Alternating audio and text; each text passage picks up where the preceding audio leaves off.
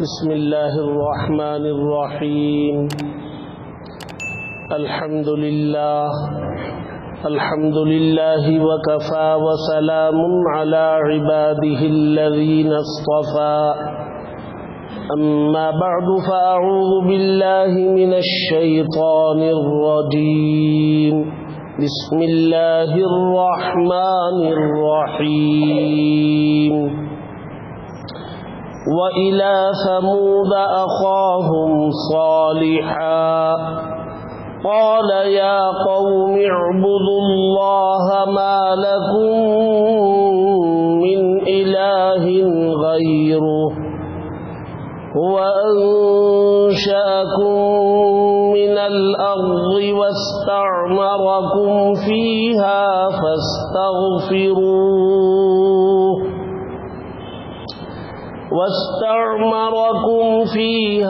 فاستغفروه ثم توبوا إليه إن ربي قريب مجيب قالوا يا صالح قد كنت فينا مرجوا قبل هذا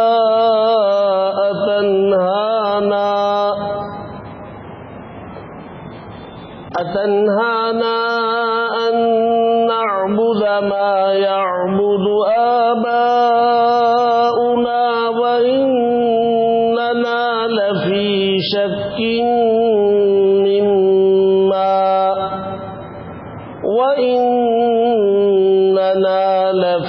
شك مما تدعونا إليه مريب صدق اللہ العظیم۔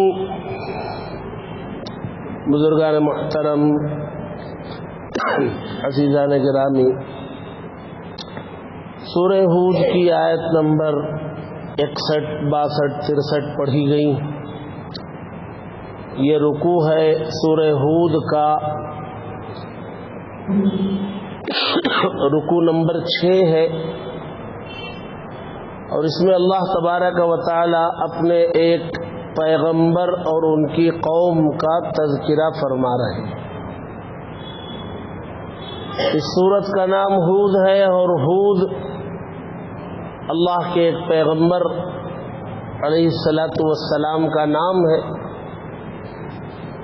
اور اس سورت میں کچھ انبیاء اور ان کی قوموں کا تذکرہ کیا جا رہا ہے۔ سب سے پہلے حضرت نوح علیہ السلام اور ان کی قوم کا تذکرہ اس سورت میں کیا گیا بہت تفصیل سے۔ پھر حضرت ہود علیہ السلام کی قوم کا تذکرہ کیا گیا،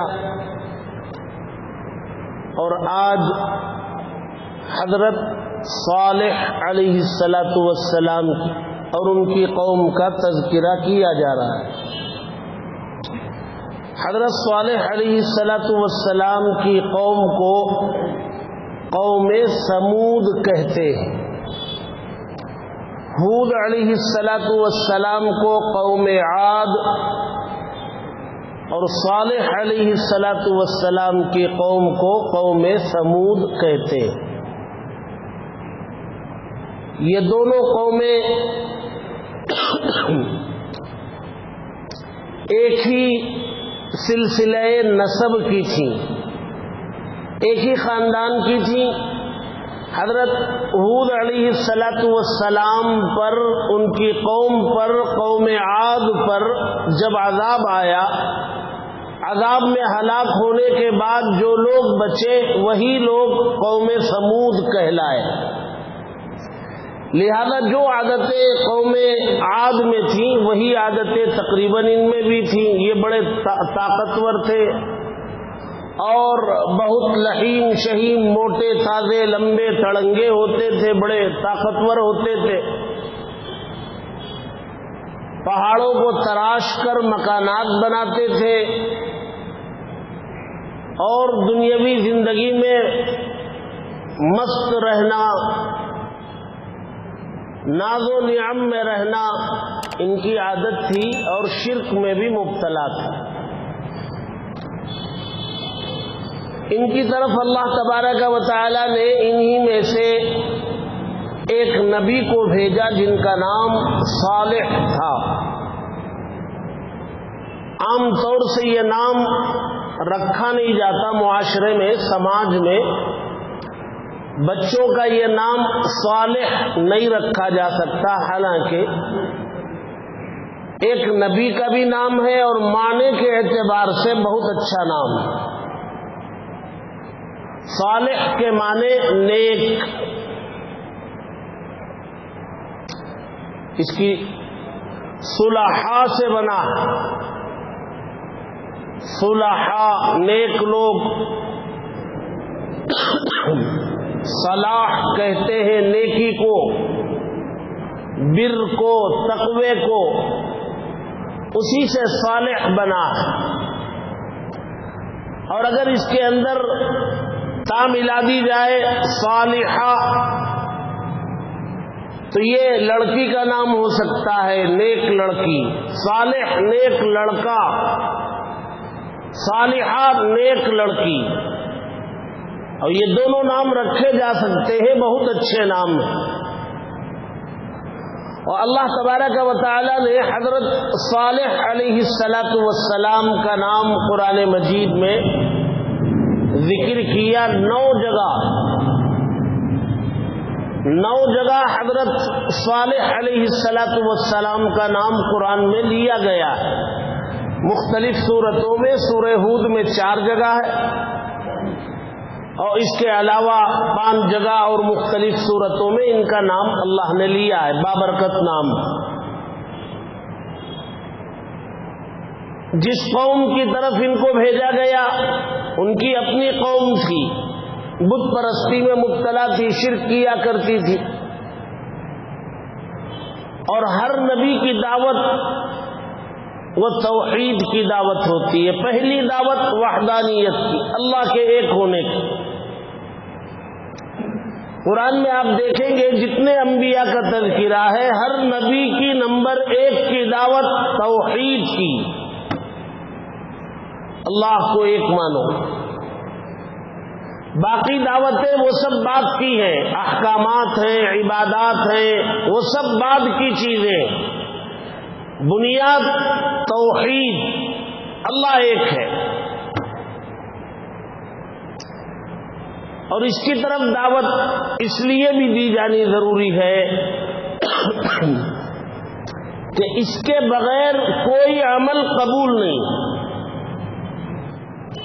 अल्लाह को एक न माने, लाख नमाजें पढ़ता रहे, लाख रोजे रखता रहे, लाख हज्जो उम्रे करता रहे, लेकिन अल्लाह को अगर एक नहीं मानता तो सारे अमाल बेकार है।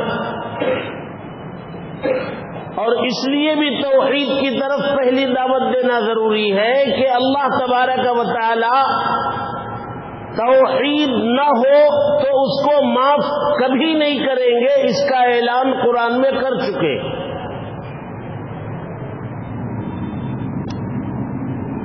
तौहीद के अलावा, तौहीद का मुकाबिल, उसका अपोजिट शिर्क।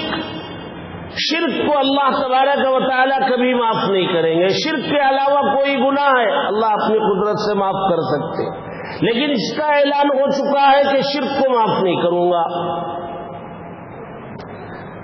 लिहाजा हर नबी की तरह इन्होंने भी अपनी कौम को दावत दी तौहीद की तरफ, अल्लाह के एक होने की तरफ। और अल्लाह के एक होने की तरफ दावत दी तो उनके सामने दलील के तौर पर रखा कि देखो, मैं उस अल्लाह की इबादत की तरफ तुम्हें बुलाता हूं जिसने तुम्हें पैदा किया, जमीन से, मिट्टी से पैदा किया। जाहिर सी बात है, ये बात ऐसी है कि कोई इनकार नहीं कर सकता। अल्लाह के पैदा करने को कोई इनकार नहीं कर सकता। हर एक को अल्लाह ने पैदा किया, अगरचे कि वो अपनी जबान में अल्लाह को कुछ भी कहता हो, اللہ کو ایشور کہے، اللہ کو بھگوان کہے، اللہ کو گاڈ کہے، کچھ بھی کہے، لیکن کہے گا یہ کہ پیدا کرنے والی ذات وہی اللہ کی ہے، اللہ کے علاوہ تو کوئی پیدا نہیں کرتا۔ تو حضرت صالح علیہ السلام نے قوم سے کہا اس ایک خدا کی عبادت کرو جس نے تمہیں پیدا کیا، اور پیدا کہاں سے کیا؟ زمین سے پیدا کیا۔ اب زمین سے تو ہمیں براہ راست پیدا نہیں کیا، مٹی سے پیدا کیا آدم علیہ السلام۔ آدم علیہ السلام کو مٹی سے پیدا کیا، جو انسانیت کی ابتدا، پہلے انسان، اور پہلے انسان کو مٹی سے پیدا کیا تو سارے انسانوں کی اصل مٹی۔ دوسری ایک وجہ یہ بھی ہے کہ یہ باپ کے اندر سے نکلنے والی منی کے اس قطرے سے پیدا ہوتا ہے جو باپ کے صلب سے، پشت سے نکلتی ہے اور وہ منتقل ہوتی ہے، اور یہ منی بنتی ہے غذا سے، اور غذا نکلتی ہے زمین سے۔ لہذا منی کی اصل غذا، غذا کی اصل زمین سے پیدا ہونے والا غلہ۔ اس معنی کے اعتبار سے بھی دیکھا جائے تو انسان کو اللہ نے پیدا کیا مٹی سے۔ تو صالح علیہ السلام نے کہا کہ بھئی میں اس ایک خدا کی عبادت کی طرف تمہیں بلاتا ہوں جس نے تمہیں پیدا کیا مٹی سے۔ یا تو تمہارے پیدا کیے جانے کو بتلاؤ کہ اللہ کے علاوہ کسی اور نے پیدا کیا، اس کو ثابت کرو، اور تم کر نہیں سکتے تو مان لو کہ اللہ نے پیدا کیا، اور جب تم مان لو گے کہ اللہ نے پیدا کیا تو عبادت اسی کی کرو۔ اچھا، صرف مٹی سے پیدا نہیں کیا، مٹی سے پیدا کرنے کے بعد اس مٹی میں تمہیں بسایا۔ اس مٹی میں اللہ تبارک و تعالی نے ہمیں بسایا۔ اس مٹی کو اللہ تبارک و تعالی نے ہمارے چلنے پھرنے کے قابل بنایا۔ اس زمین پر ہم پیر رکھتے ہیں، چلتے ہیں۔ زمین نہ بہت زیادہ سخت ہے نہ بہت زیادہ نرم ہے، اس کو ہم اپنی مرضی کے مطابق اس زمین کا استعمال کرتے ہیں، اس کو کھود کے پانی نکالتے ہیں، اس پر ہل چلاتے ہیں، اس کے سینے کو چیرتے ہیں، اور ہماری مرضی کے مطابق زمین کا استعمال ہم کرتے ہیں، اور زمین ہمارے تابع ہے۔ کبھی وہ ہم سے کوئی بدلہ انتقام نہیں لیتی۔ تو یہ زمین کو انسان کے تابع بنایا، اس کے رہنے کے قابل بنایا، اور زمین سے فائدہ اٹھانے کا اختیار انسانوں کو دیا۔ یہ سب اللہ تبارک و تعالی نے دیا۔ زمین اگر بہت زیادہ نرم ہو جاتی تو انسان پیر رکھتا تو پیر دھستے، بہت زیادہ سخت ہو جاتی لوہے کی طرح تو زمین سے فائدہ نہیں اٹھا سکتا تھا۔ اللہ تبارک و تعالی نے زمین میں بسایا، بسنے کے قابل زمین کو بنایا۔ تو ایک تو تمہیں مٹی سے پیدا کیا، پیدا کرنے والی ذات وہ ہے۔ دوسرا یہ کہ اس زمین کو تمہارے رہنے کے قابل بنایا، تمہارے فائدہ پہنچانے کے قابل بنایا، اور تمہیں اختیار دیا کہ فائدہ اٹھاؤ۔ لہذا اب تک جو بت پرستی کرتے رہے، اب تک جو شرک کرتے رہے، بتوں کے سامنے جھکتے رہے، فاستغفروہ، اب استغفار کرو، فاستغفروہ، استغفار طلب کرو، گناہوں کو بخشواؤ، ثم توبوا الیہ، پھر اس کی طرف متوجہ ہو جاؤ، توبہ کرو۔ حضرت ہود علیہ السلام کے تذکرے میں بھی توبہ استغفار کا تذکرہ آیا تھا، یہاں بھی آ رہا ہے، لیکن یہاں ایک بات زیادہ ہے، اس کے بعد والے ٹکڑے میں ایک بات زیادہ ہے۔ نوح علیہ الصلوۃ والسلام فرمانے کہ بھی انجانے میں شرک ہوا ہوگا، چھوڑ دو کوئی بات نہیں، اب تو استغفار کر لو، توبہ کر لو، اللہ کی طرف متوجہ ہو جاؤ۔ سوال پیدا ہوتا ہے کہ بھی 50 سال 60 سال کی عمر ہو گئی بت پرستی کرتے کرتے، اب توبہ کر لے، استغفار کر لے تو کیا اللہ معاف کرے گا، قبول کرے گا توبہ؟ تو اس کا جواب یہاں دیا گیا، ان ربی قریب مجیب، میرا رب تمہارے سے بہت قریب ہے۔ کہیں تم یہ سوچنے لگو کہ ہم یہاں بیٹھ کر زمین پر رہ کر اللہ کو پکاریں تو وہ سنے گا کہ بھی نہیں۔ یہ شک اگر تمہیں ہے، ان ربی قریب، میرا رب بہت قریب ہے، جواب بھی دیتا ہے، کہا مجیب، جواب بھی دیتا ہے، تمہارے پکارنے کی دیر ہے، تمہارے رجوع کرنے کی دیر ہے، تمہارے اس کی طرف پلٹ کر آنے کی دیر ہے، تم آؤ ایک مرتبہ پکارو، وہ تیار بیٹھا ہے جواب دینے کے لیے۔ ان ربی قریب مجیب،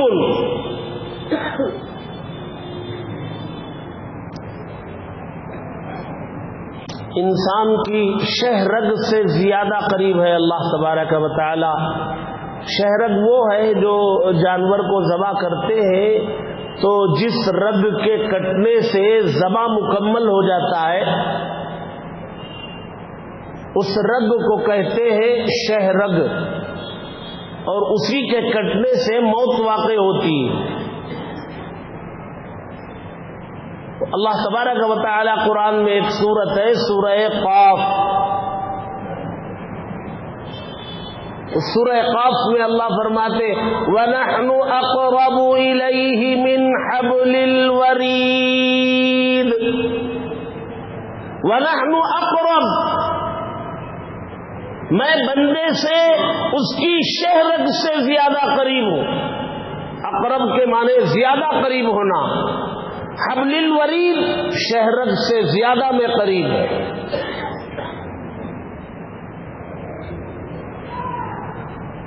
ایک جگہ اللہ تبارک و تعالی فرماتے ادعونی استجب لکم، مجھے پکارو، میں تمہارے پکار کا جواب دینے کے لیے بیٹھا ہوں، تیار ہوں۔ ادعونی استجب لکم، پکارو میں تیار بیٹھا ہوں، کوئی پکارنے والا ہو تو میں جواب دوں۔ ہمارے نبی صلی اللہ علیہ وسلم سے صحابہ اکرام نے سوال کیا کہ ہم اللہ کو پکارتے ہیں، کیا اللہ تبارک و تعالی ہماری آواز سنتے ہیں؟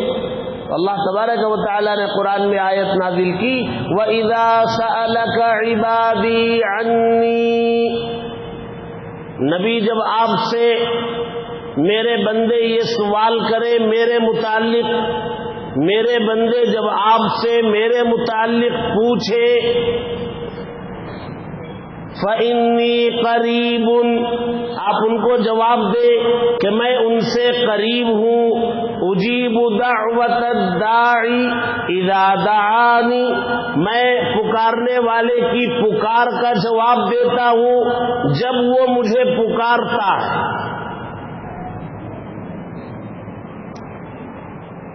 اللہ تبارک و تعالی ہر بندے کی پکار کو سنتے ہیں۔ ضروری نہیں کہ اللہ کو پکارنے کے لیے، اللہ کو بلانے کے لیے کوئی عالم ہو، جی کوئی خطیب ہو، کوئی بزرگ ہو، کوئی اللہ والا ہو، وہی دعا کرے تو اللہ سنے گا۔ ہر بندے کی اللہ تبارک و تعالی سنتے ہیں، اس کی زبان چاہے جیسی ہو، اس کی پکار چاہے جیسی ہو، وہ اپنی ٹوٹی پھوٹی زبان سے پکارے، وہ لڑکھڑاتی زبان سے پکارے، اس کی زبان سے پورے الفاظ ادا نہ ہو، اللہ تبارک و تعالی سنتے ہیں۔ تو حضرت صالح علیہ السلام نے فرمایا میرا رب تو بہت قریب ہے، جواب دینے والا ہے۔ ٹھیک ہے تم نے بت پرستی کر لی، کوئی بات نہیں، آؤ توبہ استغفار کر لو، میرا رب تیار بیٹھا ہے، سنے گا بھی، جواب بھی دے گا، اور تم مانتے بھی ہو کہ پیدا کرنے والا وہی ہے، تو اسی ایک کی عبادت کرو، اس کے علاوہ بتوں کی کیوں عبادت کرتے؟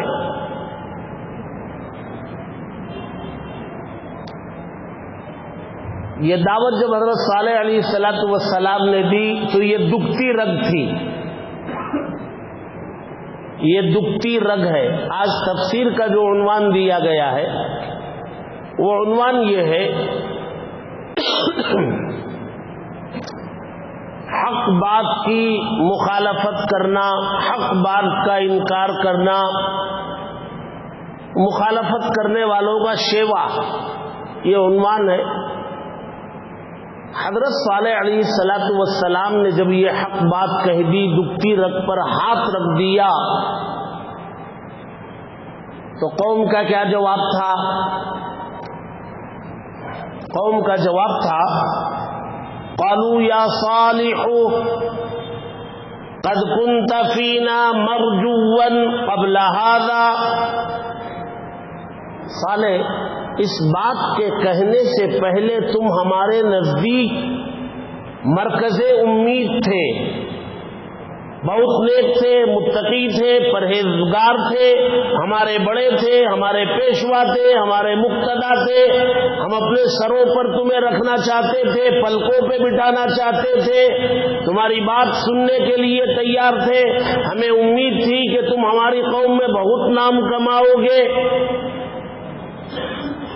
کب تک وہ کہہ رہے ہیں، حضرت صالح علیہ السلام کی قوم کہہ رہی ہے، قبل ھذا، اس بات کے کہنے سے پہلے۔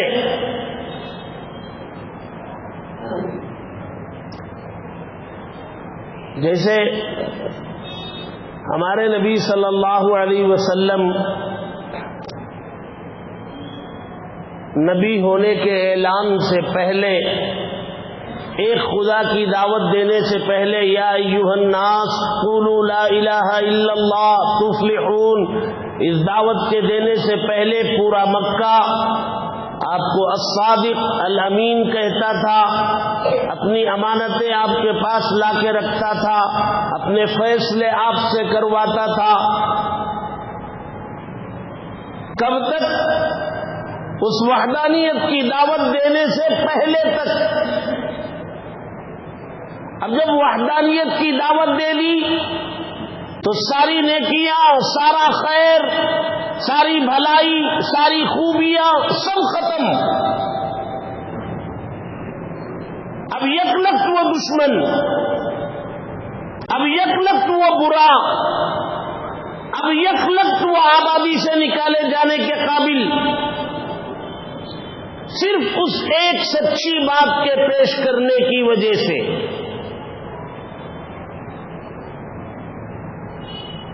اور یہ بات حضرت صالح علیہ السلام کی قوم نے کہی، یہ انسان کی فطرت ہے۔ آپ کسی کو بھی دیکھ لیں، ایک آدمی سودی کاروبار کرتا ہے، وہ آپ سے بہت اچھا ملتا جلتا بھی ہے، جس دن آپ اس سے یہ کہہ دیں گے کہ بھئی آپ کا جو کاروبار ہے وہ سودی ہے، وہ جائز نہیں ہے، وہ اسلام میں اس سے روکا گیا ہے، منع ہے، حرام ہے، وہ ناراض ہو جائے گا، آپ کی دوستی ختم کر لے گا، نظر کترا کے چلنے لگے گا، اور اس بات کے کہنے سے پہلے تک وہ آپ سے بڑا مانوس تھا، آپ کا دوست تھا۔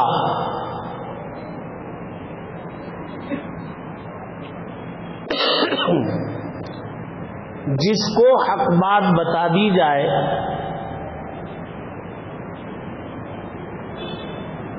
وہاں سے وہ کترانے لگتا ہے۔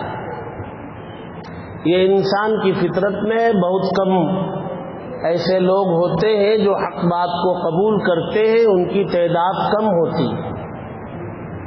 حضرت صالح علیہ السلام کے ہاتھوں پر ایمان لانے والوں کی تعداد کل 120 تھی، بہت کم، اور ہلاک ہونے والوں کی تعداد جب ان کی قوم پر عذاب آیا ہزاروں میں تھی۔ حق بات یہ بہت جلد انسان قبول نہیں کر پاتا ہے. تو حضرت صالح علیہ السلام کی قوم نے کہا اس سے پہلے تک آپ ہمارے سر پر تھے، سر کا تاج تھے، اب کیا ہوا؟ اتنہانا ان نعبد ما یعبد آباؤنا، ہمارے باپ داداؤں نے جن بتوں کی عبادت کی تھی تم ہمیں ان کی عبادت سے روکتے ہو. ہوش سنبھالنے سے لے کر کے آج تک ہم نے اپنے باپ داداؤں کو جب بھی دیکھا وہ انہی بتوں کی پوجا کرتے تھے، عبادت کرتے تھے، اور تم آج آ گئے سالے ان کی عبادت سے روکنے والے آپ آج آ گئے. اور آج کے اس روکنے سے پہلے تک تم بہت اچھے تھے، اب ٹھیک نہیں ہو. بلکہ جس وحدانیت کی دعوت تم دے رہے ہو اس میں ہمیں شک ہے. نہ تم خدا کے کوئی رسول ہو، نہ تم خدا کے کوئی پیغمبر ہو، نہ خدا کے ایک ہونے کی دعوت میں تم سچے ہو. تمہاری بات میں ہمیں شک ہے، تمہارے دعوی نبوت میں شک ہے، دعوی توحید میں شک ہے، تمہاری بات میں شک ہے، تم ہمیں اس سے روکنے آئے.